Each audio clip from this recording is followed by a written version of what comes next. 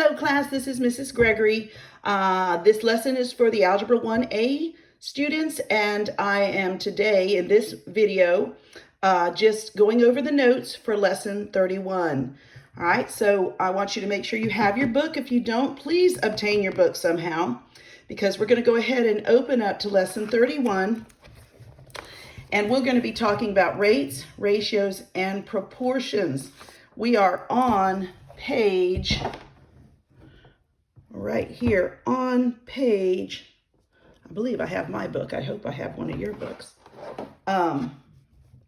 We are on page 190. Unfortunately, if we have my book, we have all the answers. So I'm going to try to go through this without so many answers and try to give you just the concepts. I'll try to get another book when I get back to the school. But today, this is what we'll use.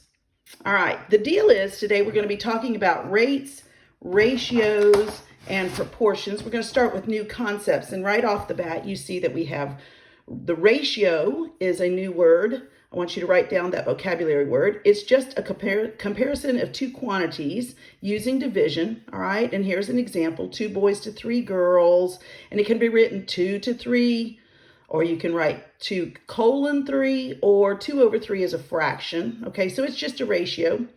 A rate is a ratio that compares quantities measured in different math units. Units is the operative word here. All right, and a rate is like 5 feet per 30 seconds. Notice that we include the units here.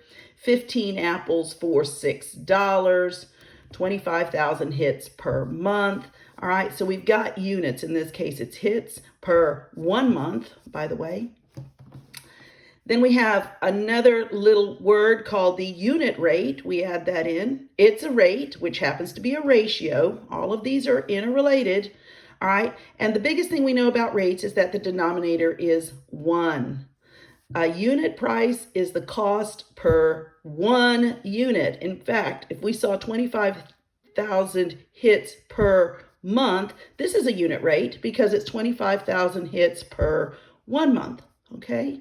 And so they gave us some examples, 55 miles per hour, which means 55 miles for 1 hour. All right, and $2.50 per box means it's $2.50 for 1 box, okay? So this word per always refers to the fact that we've got a fraction involved, and this is the denominator part, and the 55 miles and the $2.50 is the numerator part of that fraction. I think most of you are pretty aware of that, and if not, just take a look at that. And I'm going to go ahead and work on example 1. All right.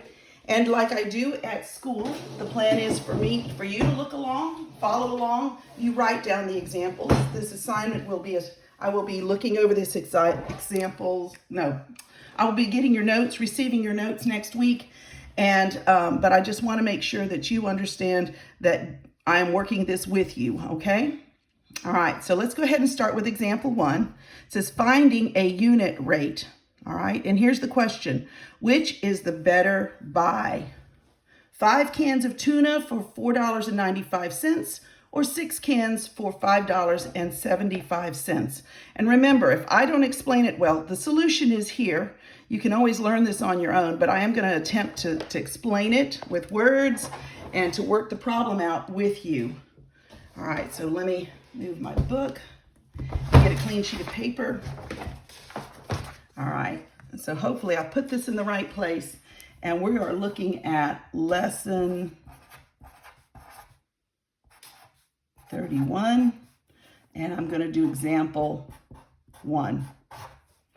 All right, example 1 says, which is a better buy? 5 cans of tuna for $4.95.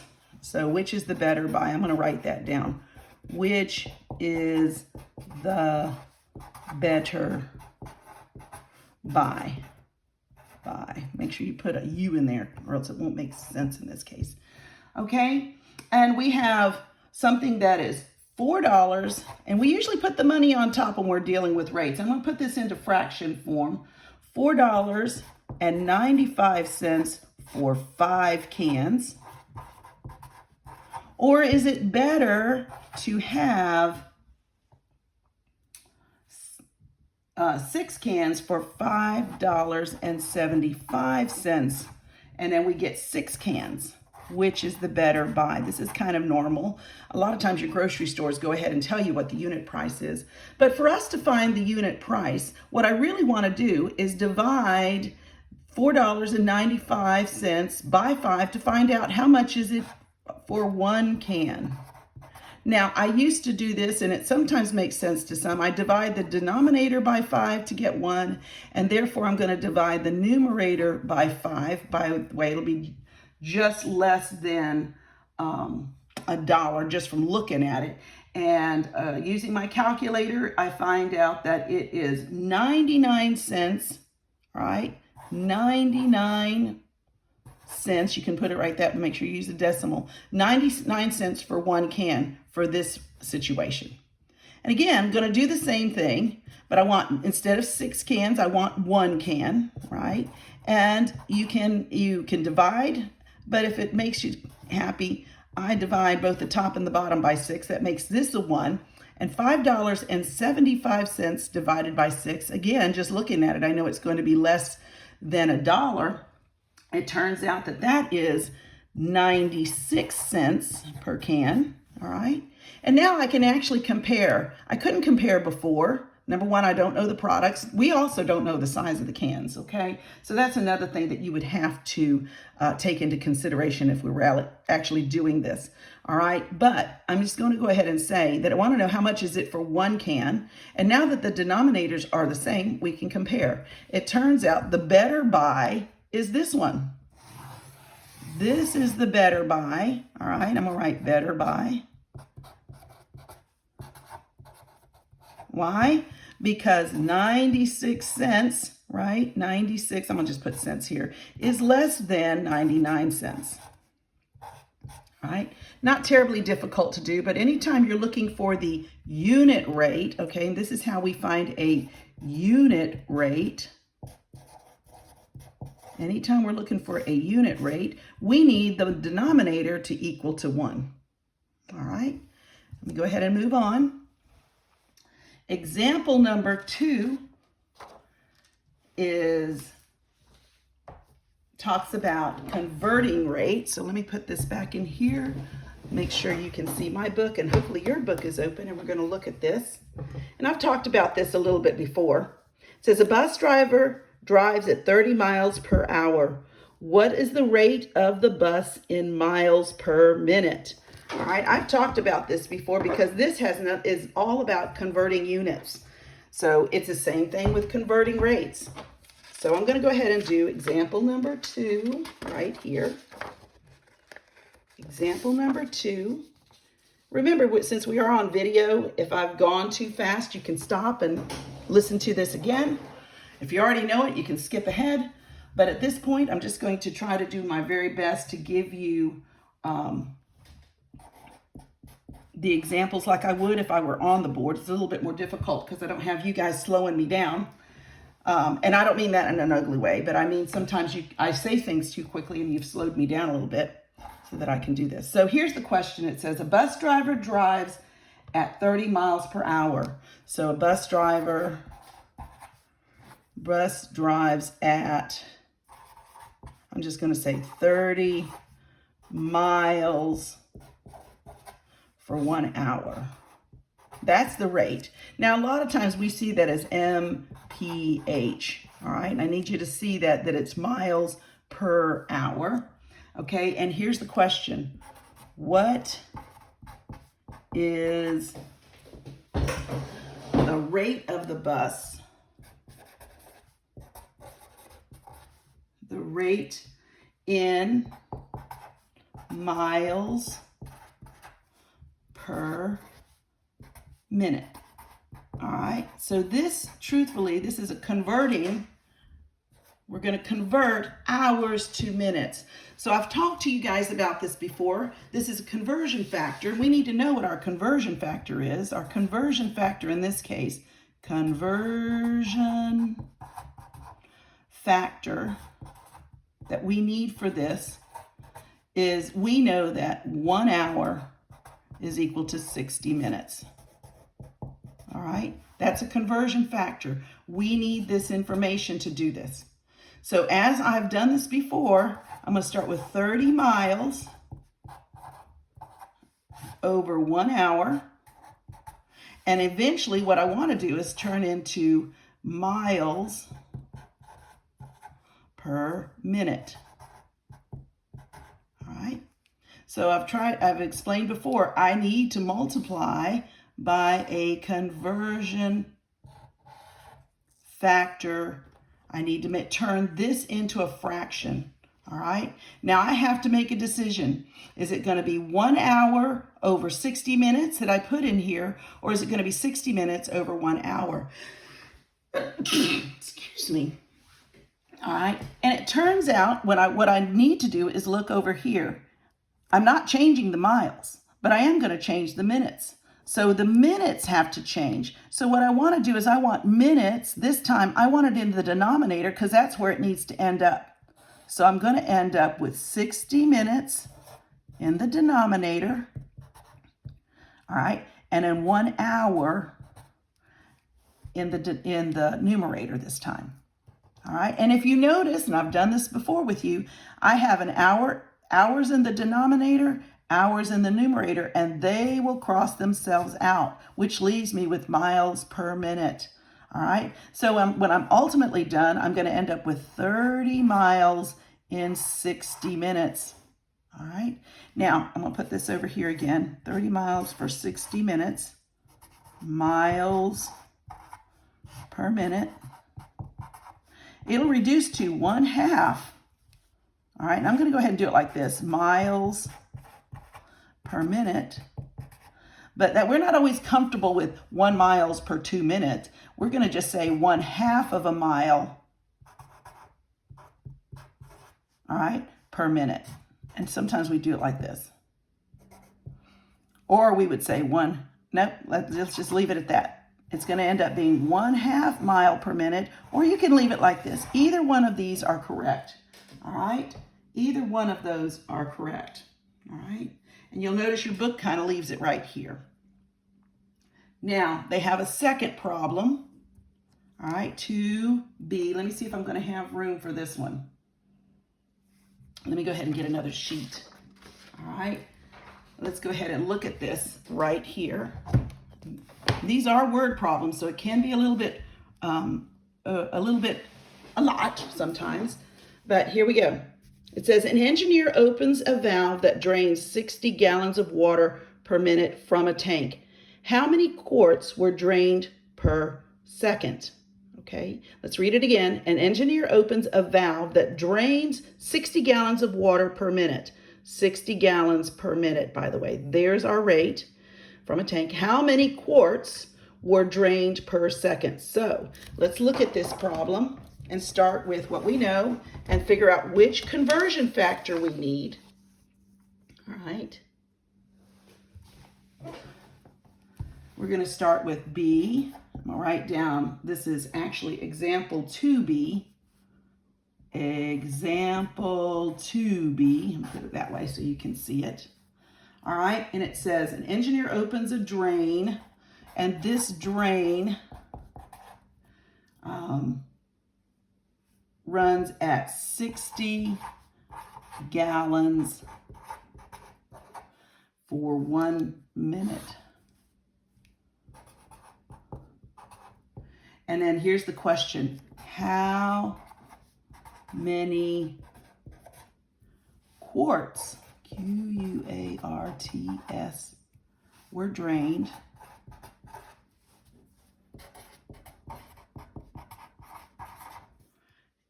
per second? Per second. Okay? All right.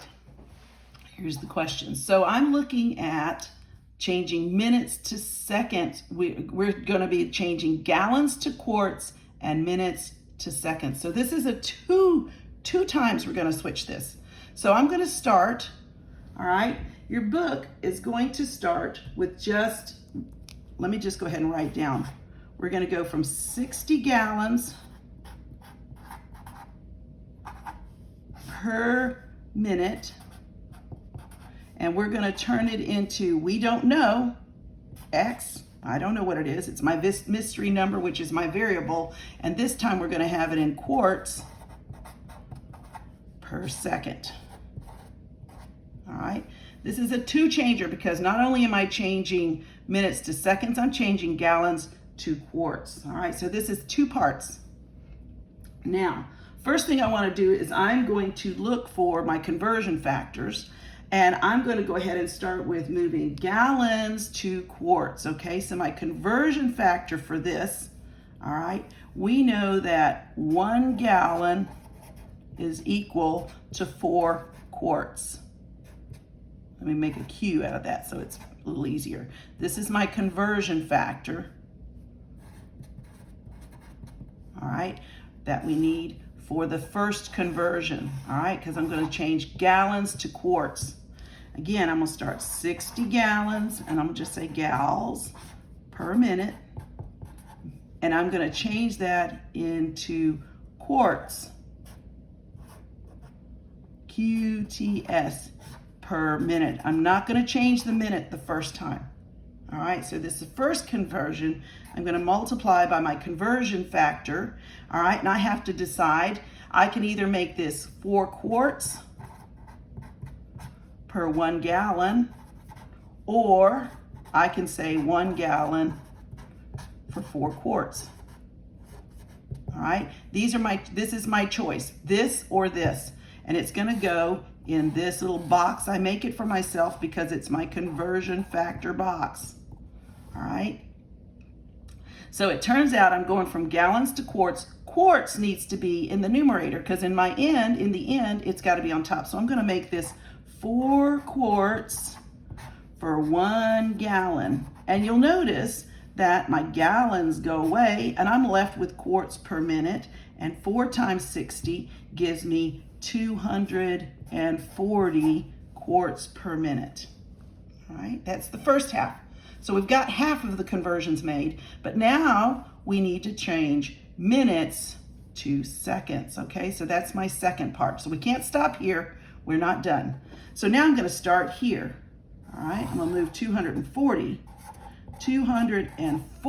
quarts, all right, per minute. And I'm going to multiply it by a conversion factor. And what I'm going to multiply by will eventually give me quarts per second. All right.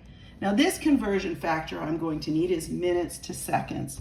And we already know, here's my conversion factor, I'm going to call it a CF again or something, is 60 seconds is equal to 1 minute. All right, here's my conversion factor, just like I did it up there. So I have to decide, is this going to be 60 seconds over 1 minute or 1 minute over 60 seconds? Because we need to turn this into a fraction.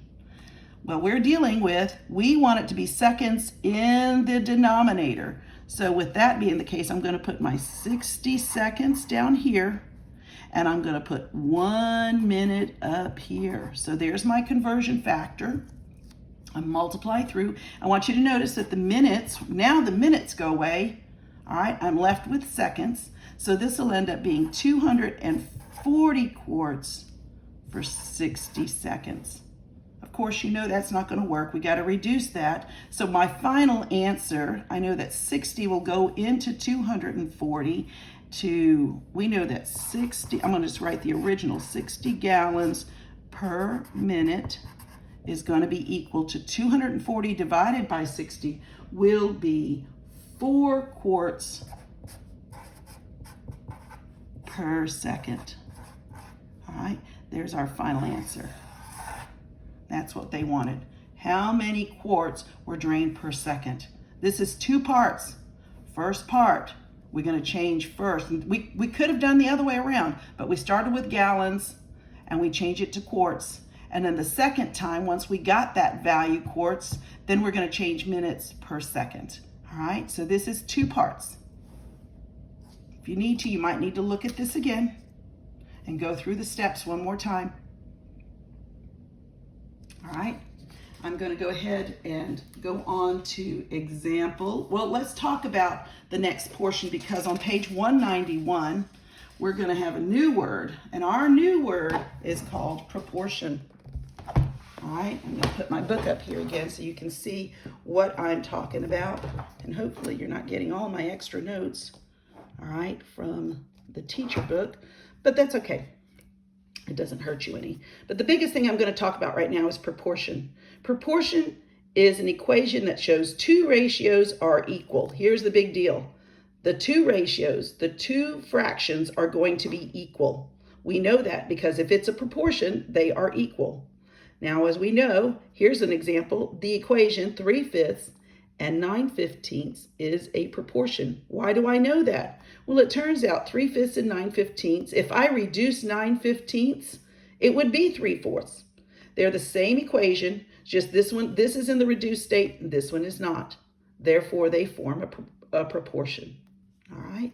Now, what we're going to use is a property called cross products property, which tells us that if I set this up as A over B equals C over D, all right, and neither one, B or D, are zeros, all right, they have to say that, then I can say that my cross products A times D is equal to C over B. Let me go ahead and write that out, and you need to write this down yourselves, all right?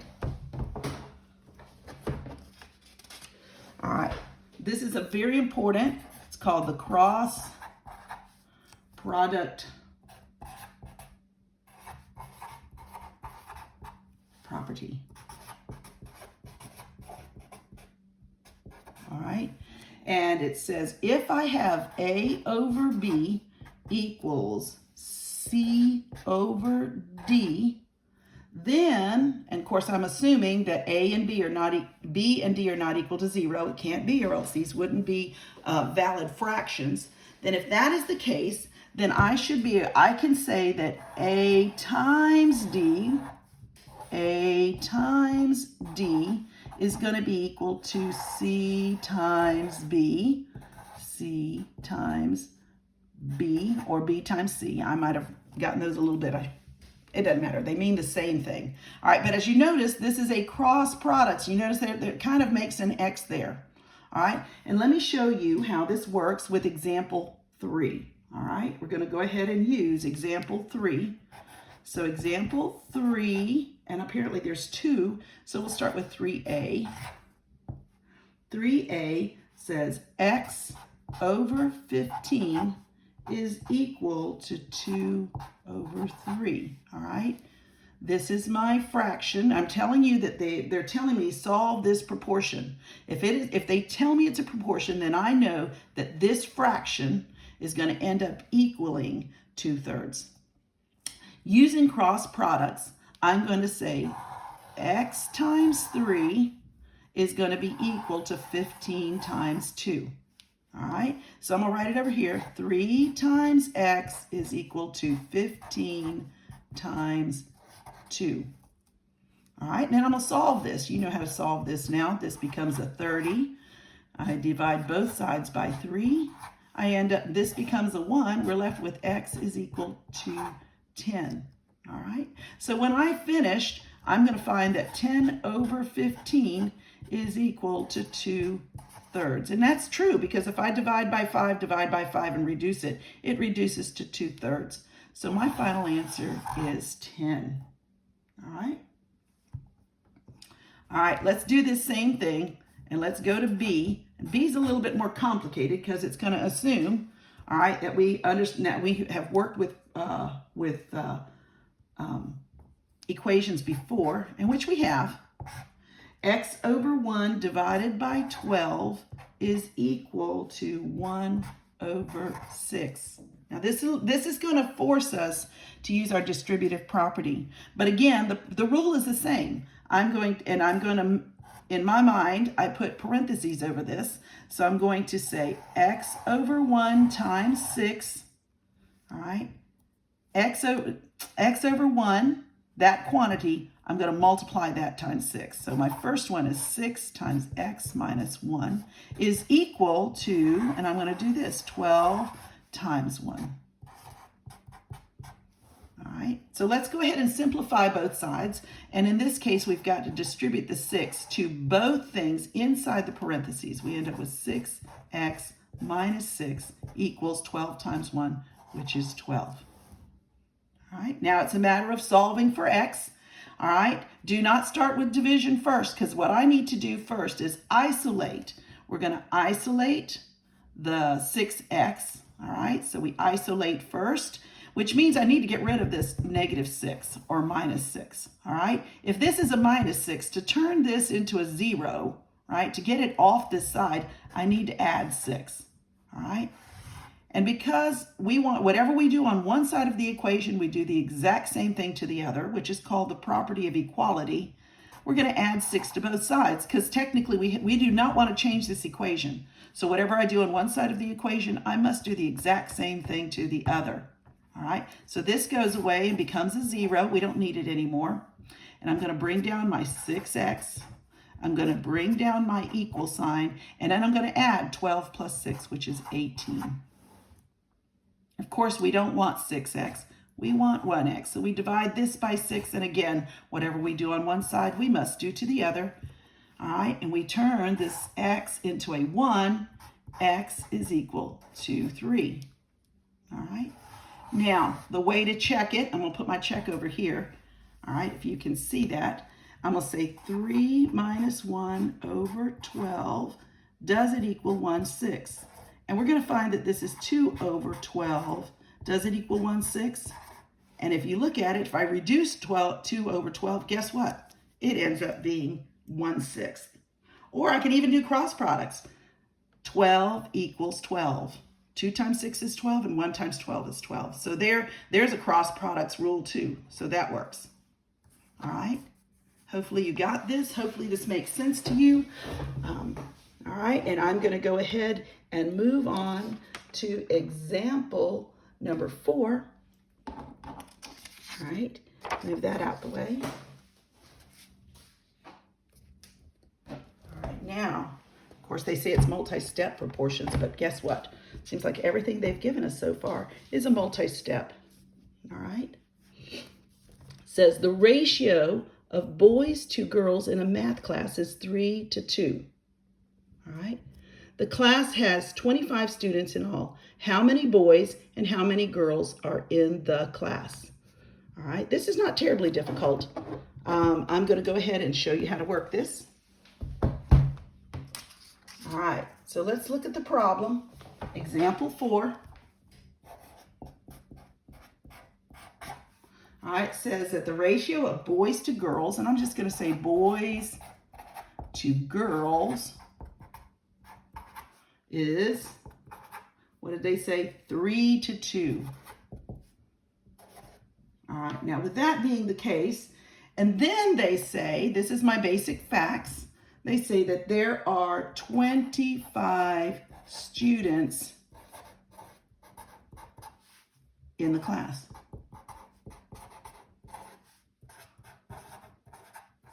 All right, basic facts. They give us fact number 1, they give us fact number 2, and then question, how many boys and how many girls are in the class? So let me write the question down. How many boys and how many girls are in the class? All right. Now, what makes this a little bit of a stickler is, number 1, I have 25 students in the class, but they don't tell me which ones are boys and girls. But I do have a ratio of boys to girls. There's 3 to 2 ratio. All right. In this class, there's more boys than girls. For every 3 boys, there's 2 girls. All right. So I'm going to go ahead and start with, and this is where our solution comes in. I'm going to go ahead and change this boys to girls ratio to a fraction, which is 3 over 2. All right. Then I'm going to say, really, what I'm looking for is the number of boys in the whole class. So if I use my ratio, I know that there's 3 boys to 5 people, 5 students in the whole class. That's my ratio, 3 to 5. And then notice that 3 plus 2 is equal to 5. That gives me the number of people in the class. So I'm going to add those if I tell you there's 5 students in my ratio. All right. Then I can do the same thing for girls. All right. There's actually 2 girls and a total of 5 students. This is my ratio from girls to class or students. I'm just write class. All right. So now I have 2 ratios. 1, 2. And remember, this 5 came from, since it's boys and girls, I know that total in this ratio, there's 5. 3 plus 2 is 5. So that's where I get the number of students in a class. All right. But our original ratio was here, and I just want to make sure you understand that the total can be derived from that. All right. Now, with that being the case, I'm going to say for boys, all right, we're looking for 3/5. There's my ratio, boys to class, is equal to, how many are in our class? 25. 25. And we want to know how many boys. I'm going to give that variable a b. All right. So now I can say 5 times b, 5b is equal to 3 times 25. 3 times 25. And now let's just solve this. 5b is equal to 75. Divide by 5. I don't know if I did that right. I might have to do this again. Divide by 5. No, I did it right. And then b is equal to 15. So there's 15 boys. All right. We can stop and say, well, if there's 15 boys, there must be 10 girls, just from subtraction. But let me go ahead and do it again with the girls so we get a little bit more practice. All right. So in the girls in the class is equal to 2 over 5. And so this time we're looking for g over, let me take that little equal sign out, g over 25. All right, and let's do the same thing. 5g this time. 5g is equal to 2 times 25, which is 2 times 25. That's my original cross product equation. All right, so let's simplify. 5g is equal to 50. Then we divide both sides by 5, so because we're solving for g, and we find that g is equal to 10. So here's my answer. There are 15 boys and 10 girls in the class. Hopefully I've given you everything on that. But that's the final answer. All right, there's 15 boys and 10 girls. All right. That is a 2-step because you can't just use boys to girls ratio. You've got to find the total and then make a new ratio for each one. Once we find the new ratio, we set it up equal to our new. We're going to try to find our actual value. There's 25 students. How many of them are boys? And in this side, there's 25 students to how many girls? All right, I know this one could be a little bit complicated, but take a moment. You can re-listen to the video. You can look through the solutions on your own. All right, so let me move on.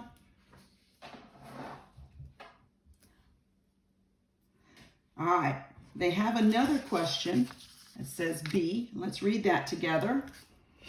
All right, I'm gonna put it right here as best I can because now we've got B. Let me make sure you're in the camera. And since this book is a little bit smaller than my others, okay. It says, on the map, Albany to Jamestown measures 12.6 centimeters. Jamestown to Springfield measures 9 centimeters, and Springfield to Albany measures 4.75 centimeters. I'm sorry, I said meters, but I meant centimeters. What is the actual distance from Albany to Jamestown to Springfield and back to Albany? All right. So they give us this thing where it says 1 centimeter. The ratio is 1 centimeter on the map is equal to 25 kilometers in reality. All right, kilometers are more like miles, not quite as long as a mile, all right, but it is. So what I want to do is I'm looking for what is the actual distance from Albany to Jamestown to Springfield and back to Albany. All right, so what I need to do, all right, is I'm going to need to find the distance. I'm going to have to use the distances here in centimeters, all right, and then using my scale, right, I am going to find the actual distance, okay? So let's go ahead and start that. Again, if you don't know where to start, read this question more than once, all right? So let me make sure my paper's in, because sometimes I have found that I'm writing outside the paper, right outside the camera view. So let's start with B. Says, on the map, Albany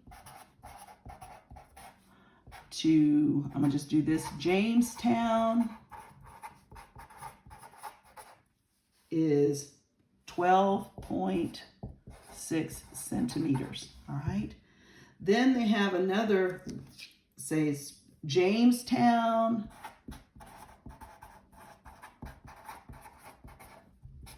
to Springfield. And they tell us that's 9 centimeters. And then they give me from Springfield, all these names are forever long, Springfield to Albany again. We're going back, Albany. They tell us it's 4.75 centimeters, okay? And here's the question. Let me go ahead and draw this little picture, and I'm just going to use there. I don't know if I did it right, but I'm trying to draw theirs. I'm going to put Albany to Jamestown to Springfield, all right? And what they've done is they said from here is 12.6. From Jamestown to Springfield is 9. And I'm going to put centimeters. And then from Springfield to Albany is 4.75. Okay, so I've got all my measures there. Not very good. Maybe I should use a thinner pen, but this will work. And then the question is, what is the actual distance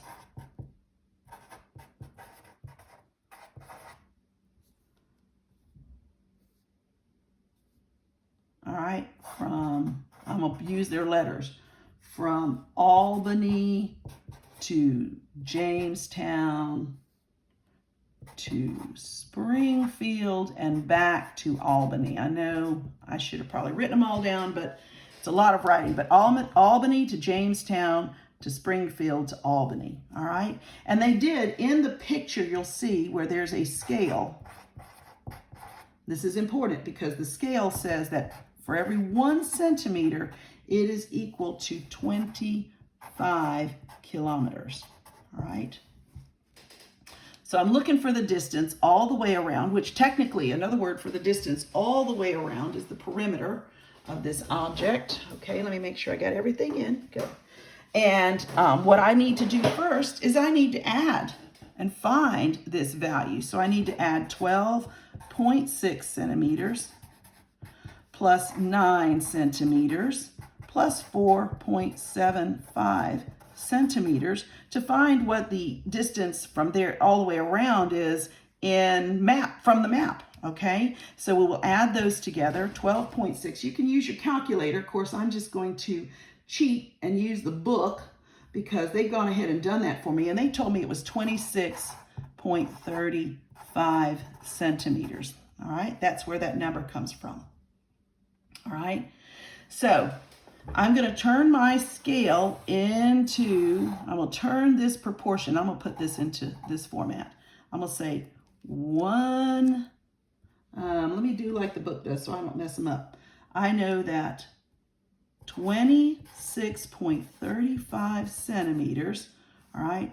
And we don't know what it is in actuality, so I'm going to put x, and it's in kilometers, by the way, is equal to, and here's my scale, is equal to 1 centimeter over 25 kilometers. This is important, all right? We need to be able to set this up, and notice that I've got my centimeters both in the numerator and my kilometers both in the denominator. If you flip this, for whatever reason, it will not work out right, okay? And you need to make sure that your final answer does make sense, all right? All right, so what I need to do now to solve this is I'm going to use cross products. I like to start with the variable. I'm going to say x kilometers times 1 centimeter, which I'm going to clean this up a little bit in just a second. All right, equals 26.3 centimeters, 26.3 centimeters times 25 kilometers. All right. Now, when I clean this up, this is x,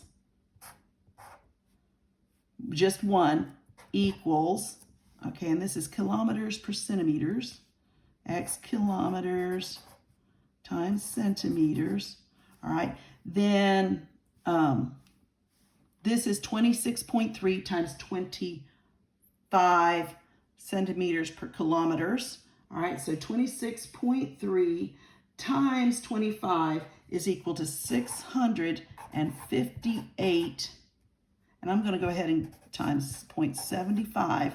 And by the way, this is also centimeters by kilometers. Now, I'm going to show you how the units work out. I don't think the book did it this way for you, but I'm going to show you that what I actually have is 1 centimeter. And if I divide this by 1 centimeter, my centimeters go away.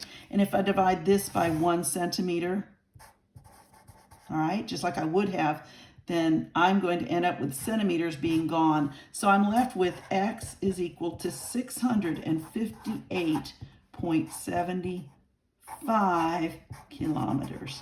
Sometimes when you add the units, it makes it a little bit more difficult, but it does clarify that I have centimeters here. I need to get rid of the units. The units do work themselves out, okay?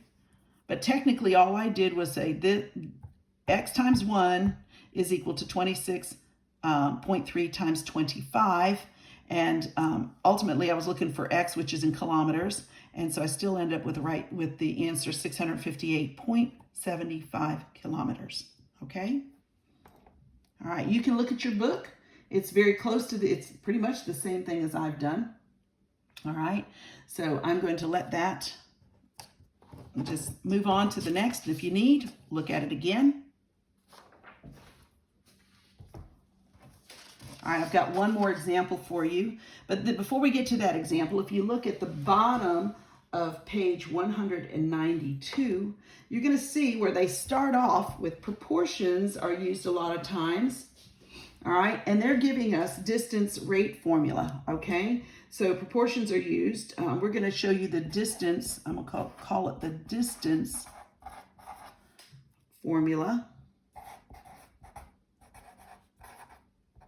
Formula is equal to, we say that it is distance is equal to rate times time.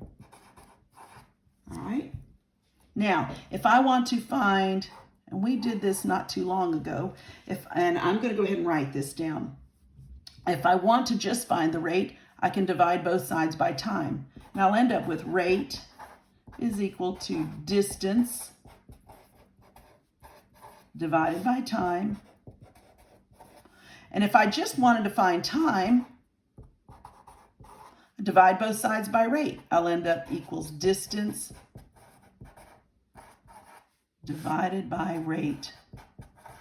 These three equations are technically the same, okay? The only difference is where I've positioned all the different variables, but all three at this point we don't know, but we can use them in finding, using them to find solutions to different types of problems.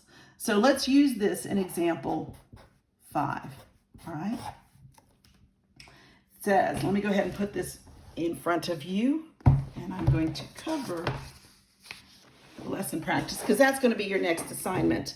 I will do another video on the lesson practice and give you the answers, but right now I want you to just attempt them without the answers. All right, example 5 says, Mr. Jackson drove a truck 300 miles in 6 hours. If he drives at a constant speed, how long will it take him to drive 450 miles? Okay, so here's the solution. I'm going to use their solution, but I'm going to kind of talk it out as I work it out with you. All right, so you have that. It's not like you don't have access to it, but here's the question. It says, Mr. Jackson drove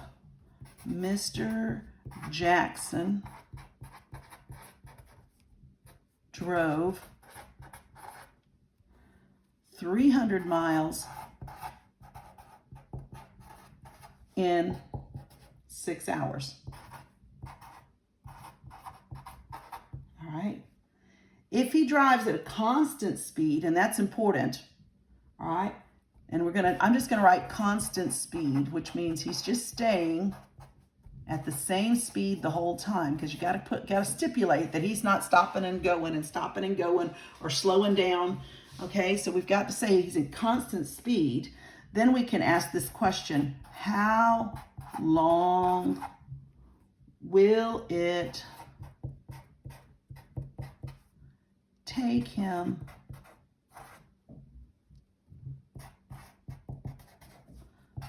to drive 450 miles? All right. Now I can set this up as a proportion, because I happen to know, and I can set up and just distance over time, which, by the way, gives me miles per hour. Your book has it like this: the rate that he's going right now. You can find the rate of anything by distance, saying distance, oh my goodness, over time, which our rate right now that he's running, our current rate is 300 miles, and he's doing that in 6 hours. All right. By the way, if I went ahead and turned this into a unit rate, it would be 50 miles per hour. Just letting you know. Maybe you see that before I do.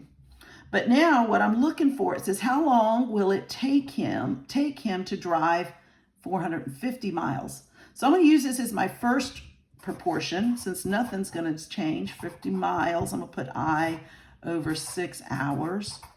And we're saying, well, here's the question: how long will it take him? All right, time, we don't know that, but he's going to go 450 miles. We know that much.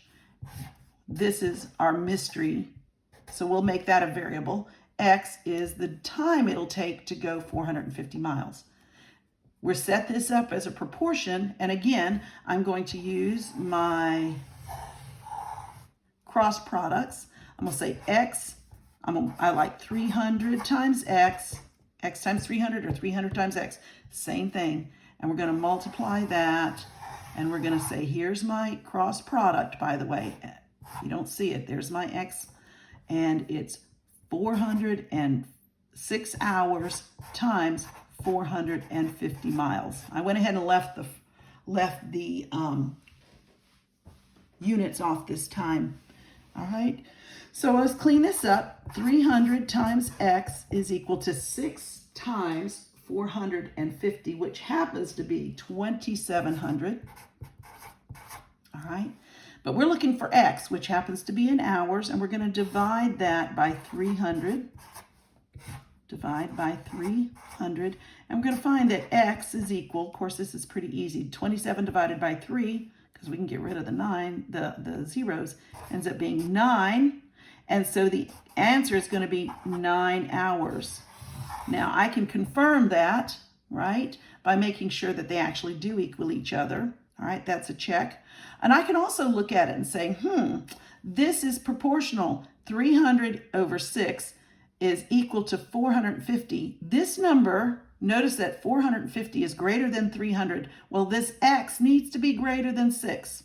And so it does. you know, just from logic's sake, it does make sense. So X is equal to 9 hours. All right, guys, that's the end of this lesson. I would like for you to do the lesson practice problems on page 1. Let me go ahead and write this down. This is your next assignment. So let me write this down because I'm going to use this again.